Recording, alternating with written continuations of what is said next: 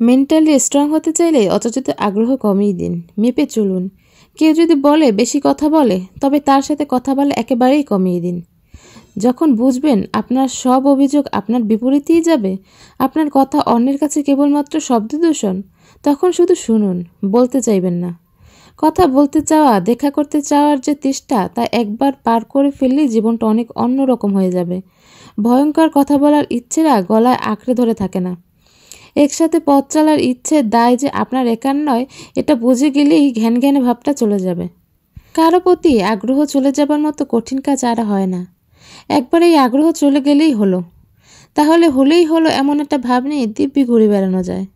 কে কি বললো, কি ভাবলো, এগুলো নিয়ে বিরাট রকমের মাথা ব্যথা আর হয় না।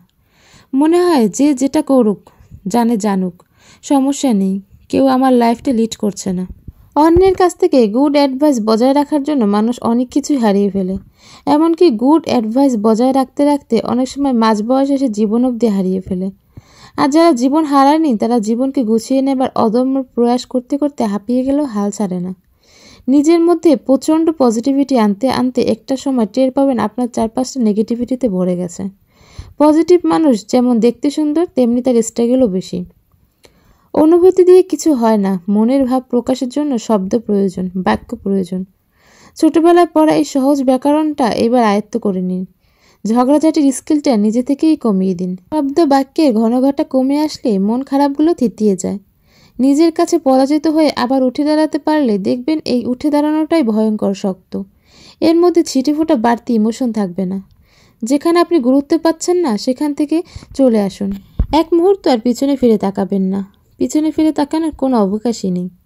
এগুলোর মতো সাহস করে সম্পর্কের সুতোগুলো এক এক করে নিজেই ছিঁড়ে ফেলুন। কোনো মেকি বাঁধন রাখবেন না। যে কাজটা করতে যাচ্ছেন তাতে সবচেয়ে বেশি কষ্ট পাবেন জেনেও করুন একটি সুন্দর ভবিষ্যতের দায়। নিজের শান্তি বজায় রাখার জন্য এক প্রকার মরিয়া হয়ে উঠুন। কারণ আপনার ভালো আপনি ছাড়া আর কেউ চাইবে না। কারণ দুনিয়ার সবাই নিজেকে নিয়েই ব্যস্ত থাকে, অন্যের কথা ভাবার কারো সময় নেই। তাহলে আপনি কেন পিছিয়ে থাকবেন? নিজেকে নিয়ে ভাবুন, নিজের জন্য বাঁচুন। যাই হোক, কথা বলতে বলতে আজকে কিছু রান্না করে ফেললাম। আজকে খুব শর্টকাটে ডিম ভুনা করেছিলাম, হাঁসের ডিম। হাঁসের ডিম খেতে কে কে পছন্দ করেন বলুন তো? আমার তো হাঁসের ডিম ভুনা খুবই ভালো লাগে। সাথে শালগম রান্না করেছিলাম। রান্নাবান্না শেষে চিংড়ি মাছ এনেছি, তো এটা ভাবলাম একসাথে প্রসেস করে রাখি, তাহলে ভালো থাকে, আবার খুব ঝটপট রান্না করা যায়। চিংড়ি মাছ আমি যথাসম্ভব বাসায় না আনারই চেষ্টা করি, কারণ আমার ছেলে একেবারেই চিংড়ি মাছ মুখেই নিতে চায় না। তাই চিংড়ি মাছ খুব একটা আনা হয় না। তারপর আজকে অল্প কিছু চিংড়ি মাছ এনেছিলাম, সেগুলোই প্রসেস করে রাখছি। তো সবাই ভালো থাকবেন, সুস্থ থাকবেন, সিটিজ ডায়েরির পাশেই থাকবেন। আজ এ পর্যন্তই, ধন্যবাদ।